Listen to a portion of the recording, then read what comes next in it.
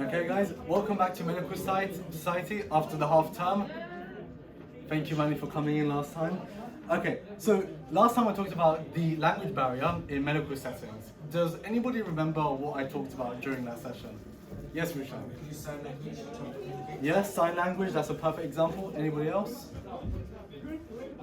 No? Okay, so I talked about a bit of like eye contact, looking at the patient direct on. Also talked about if you're not comfortable looking at the eyes, you can look at that forehead, for example. And I talked about the use of simple language. Like for example, if someone is profusing, you say sweating. You don't say that, oh, do you have some kind of medical term with your stomach, for example. You say you have a tummy ache. And it makes things easier in terms of diagnosis. So in this time, I'm going to talk about observations with younger individuals, and these are usually for children. And this is the reason why I say younger individuals is because they lack this kind of verbal vocabulary. They kind of cry, they scream, etc. And as on top of that, these observations help us with diagnosis, as well as putting in some kind of interactions as well. So,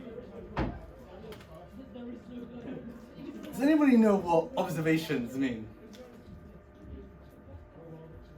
Go on, Manny. Seeing stuff. Seeing stuff? Okay, then that's fine, right? Anybody else?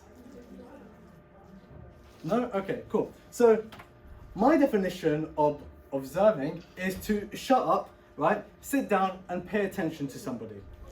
But why do I have to pay attention? We have these machines, they measure the heart rate, they measure the blood pressure, etc. Right? So why should I, as a person, in this modern age of technology, be the one who is responsible of making those observations? Well, let's look back in time, Here is a physician and he's looking at a child, right? And you can see he's just sitting down with this candle, etc. And what is he looking at? Well, he's looking at the patient's eyes. He's looking at the skin color change that's occurring. He is observing the pulse. He's observing what muscles may contract. He's observing what the water uptake. All of these can help with making some kind of diagnosis, for example. For example, am I going to have some calorimeter that's going to measure the skin color change? No, you are. And the reason why, as an individual is going to observe is because what we're doing is making patterns. When we make patterns, we're able to infer what is going on. We're able to make that diagnosis, for example. Yes, I understand that maybe, we can use technology, to help us. They're able to measure the blood rate, for example. But let's take, for example, a person who has atrial fibrillation, right? If you just measured his heart rate, he may be normal. Because in atrial fibrillation, it doesn't mean that he's going to have this abnormal heartbeat for the rest of his life. He is going to have a normal rhythm. But when I measure if I start to observe this person, how is he acting? How does he behave? For example, a person with atrial fibrillation might faint. But if the machine can't tell you that, you have to infer what is going on. So what I see is that machines are kind of this technology that kind of helps us. It helps us to make those observations, for example. And I'll talk about more things as I go along. But in my essence, in my opinion, technology just helps us. But us, making those observations is a critical skill in those settings. All right.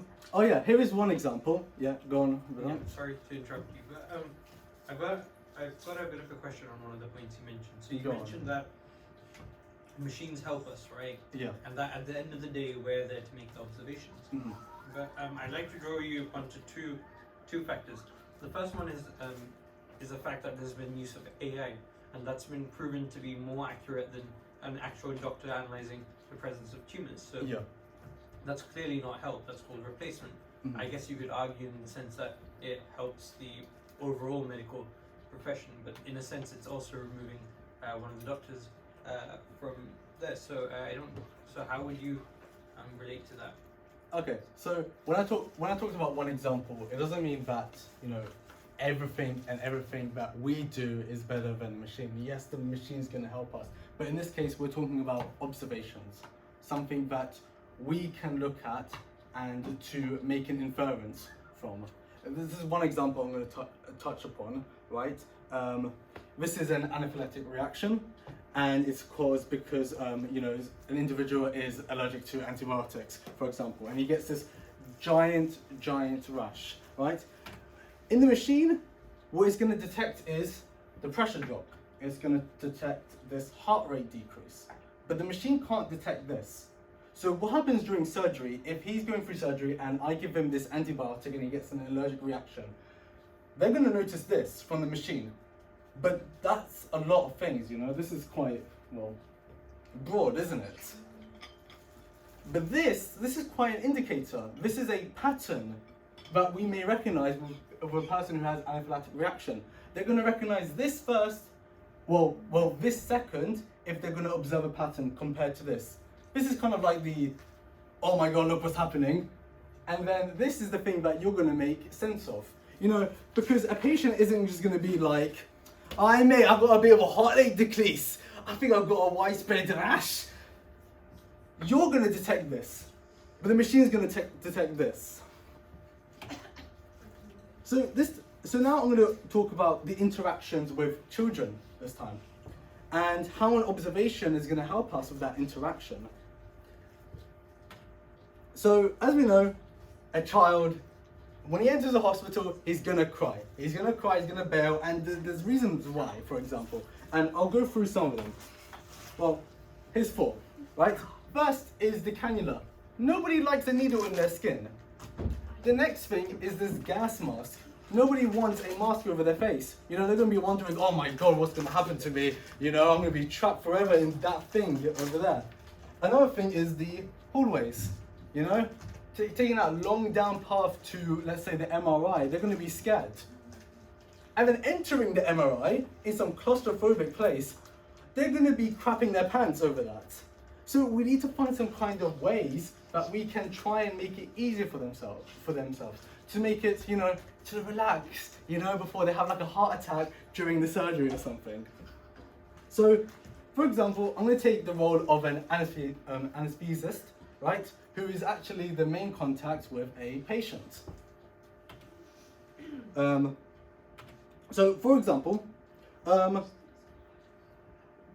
things that we can, you know, help with this. For example, the gas mask. You know, they're going to be, if I just suddenly just introduce this gas mask to the person, to the child, they're going to be really scared. So what can I do is, well, what I can do is I can, you know, sit with the child, you know, eye level to them, you know, next to their bed, and introduce the gas mask. Let them have a feel around with it. Let them try and put it on before you even turn on the gas, right? So they can feel prepared about it. What about the hallways? Any idea? What can I do to the hallways to make it easier? Go on. Say that again? Yeah, paint the hallways. Good. What about you? Yeah, of course. And also another thing, porters. You know, they're the one who takes the child, you know, to, let's say, the MRI, for example. Porters are trained, you know, just to talk to the child. They could tell them about the procedure. They could talk about what they like, you know. They could talk about, you know, Angry Birds, for example. Some things may be difficult, for example. For example, a child who is claustrophobic might not like the MRI. So in this case, we may give them a pre-medication, you know. And this is what's happening. What I've made is an observation, and my interaction is to help try and relieve that observation. And this is what I have to try and infer from it. So that's the kind of interactions you need to make sure this child just shuts up. Another thing is parents. Parents are kind of a nuisance to the child, you know. They're always like this, they're kind of this burden in a way, but they're always like sad and anxious, and the child's going to reflect that kind of, you know, feeling as well. So what's going to happen is that they're also going to be sad, they're going to start becoming anxious. And some parents, you know, they think it's also funny to, you know, start making jokes about the procedure, which also drives them up the wall as well. So the best thing to do is, before like a surgery, for example, keep the child away from the patient for some time, you know? Keep them away, not because of an abandonment issue, but because I want to make sure that he's more relaxed before the surgery. I don't want him to panic with this overly attached mother clinging on to them. You should have trust in the physician. Go on. Did you not say the opposite, that a child should be with their parent because surely they'd be comforted? Because they're in a new environment and they're a child. Before answer, yeah, go on. So my point of view is you should sit down with the parents and like talk to them about it, because like I understand how parents can get overwhelmed because like they've never been through it and they've never seen like their child go through that kind of thing. Yeah. So that's fine.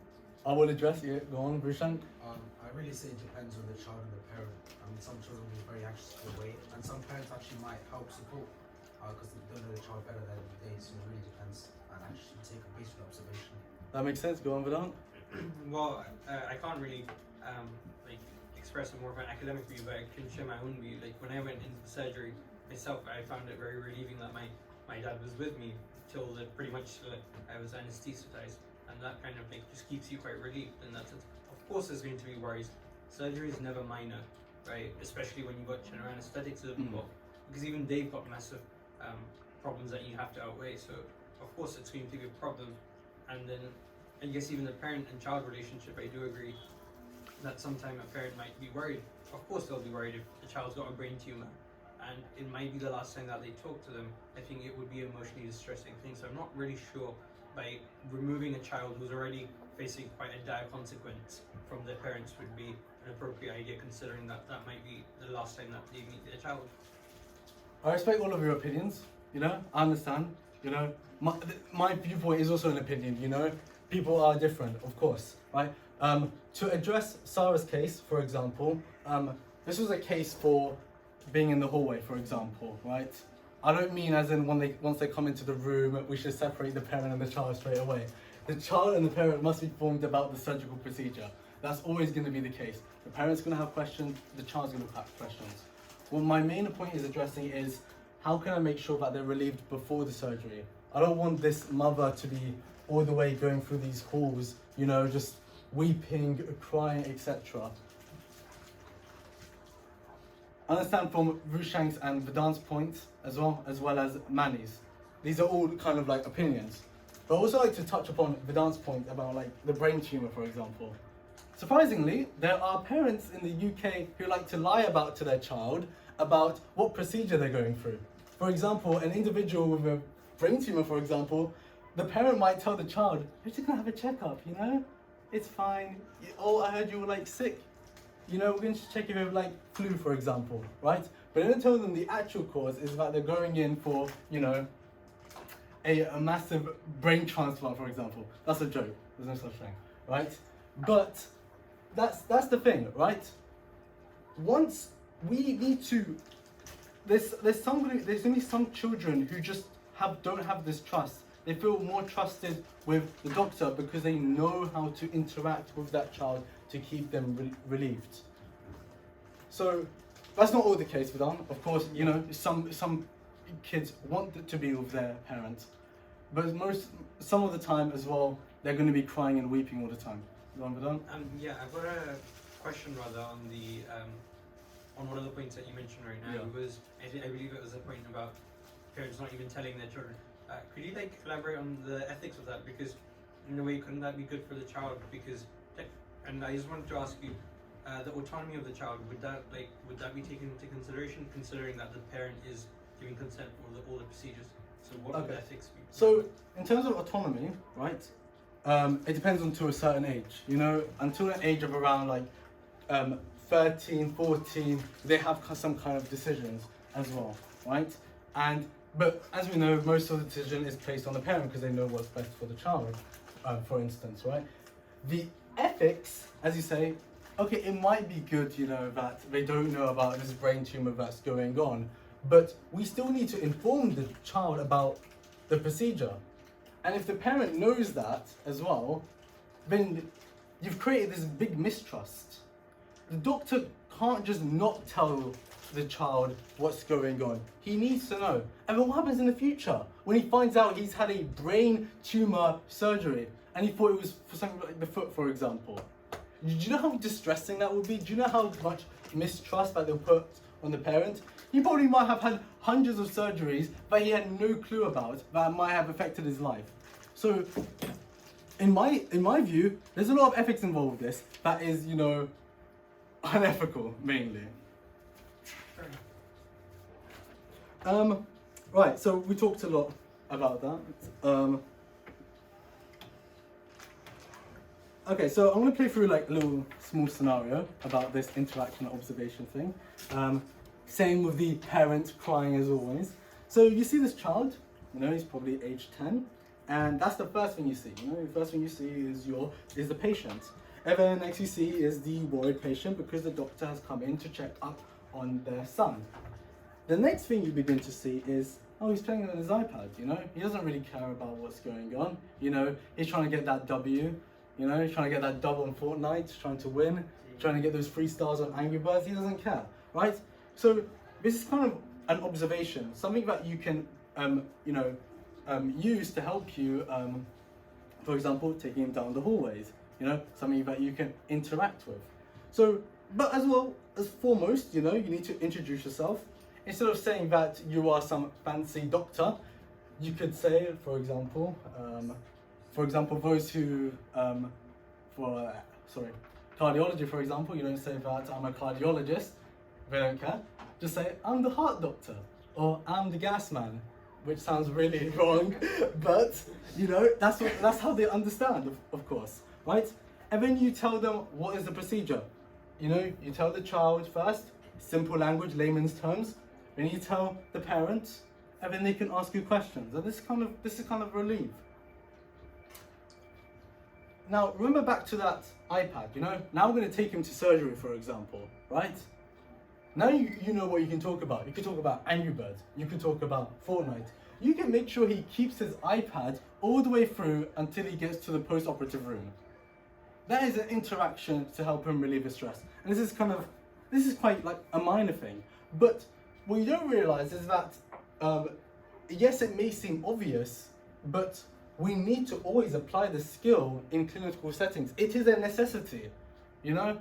We can't just you know, take him to the room and not talk about anything. We can't just keep talking about the procedure, right? You know, a child, he has interest. He doesn't care if you're like some big brain master nerd, A-star man. He doesn't care. He's a simple little boy who just wants to play, yes, a nerd, okay? He is just a simple man or a simple child who just wants to play Angry Birds. And this is where I go off on about autism in children, right? And this is where, you know, this kind of pattern thing begins to form. And a lot of people in the pediatric department are diagnosed with autism. And the sad thing is that autism usually has this stigma related to it. Any child with a behavioral problem is known to be autistic, for example. But that's not the case. Any kind of behavioral problems, it could be another, you know, another issue, for example. And this is always going to be referred by the child psychiatrist. So, as we know, autism is a spectrum disorder, meaning that there is a range of, you know, individuals who have this verbal and children who have non-verbal and verbal disorders. It may range until the point where they can't speak to, you know, me or you, for example. That's what a spectrum is, right? So not everybody who, you know, some individuals who can, like, for example, me, maybe like autistic, for example, but you don't notice it. And now I'm going to link the idea of the observation and interaction. And individuals with autism usually frequently, do you have an image? Yeah, okay, so, no, it's just text. Okay, so children undergoing, there's a lot of children who undergo ENT surgery. So ENT is ear, nose, and throat. Yes, ear, nose, and throat, right?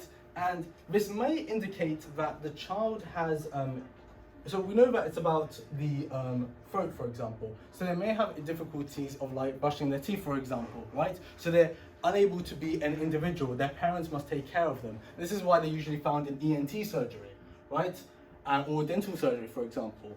So it could mean that this child may not let you check their ear, for example, they may not let you check their mouth. They're going to be quite resilient. They're going to try and become stubborn.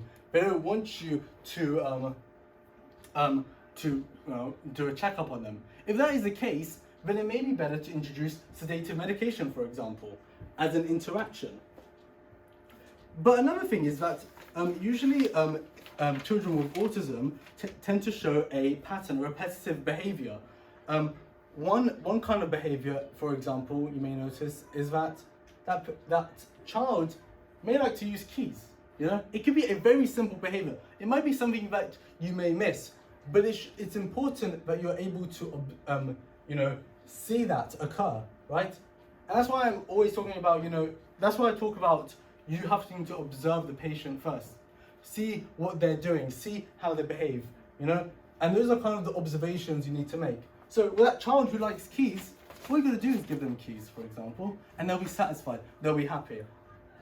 So, and another way you could talk about, deal with children with autism, or any child, for example, is talking about what kind of repetitive behavior they like.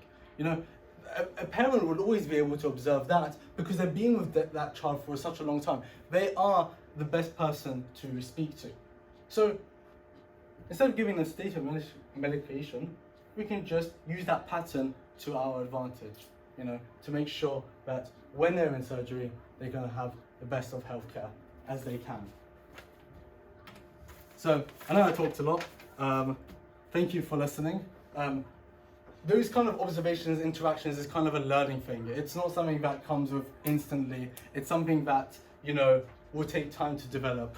And I've noticed that since I've been a tutor in Kumon, and noticing those observations and observations takes time, I've been here, I've worked as a tutor for 4 years, and yet I've still got more to learn. So thank you for listening. I hope you've learned something, to become more independent instead of always reliant.